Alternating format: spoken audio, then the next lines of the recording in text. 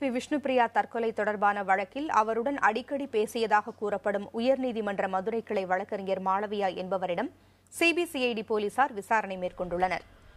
கோகுல்ராஜ் கொலை வழக்கில் விசாரணை அதிகாரியாக இருந்த விஷ்ணுபிரியாவின் செல்போன் பதிவுகளை கொண்டு சிபிசிஐடி போலீசார் இந்த விசாரணையை நடத்துகின்றனர். இது தொடர்பாக பேசிய வழக்கறிஞர் மாளவியா, கோகுல்ராஜ் கொலை வழக்கு தொடர்பாக சட்ட ஆலோசனைகள் பெறுவதற்காகவே விஷ்ணுபிரியா தம்மிடம் பேசியதாக தெரிவித்தார்.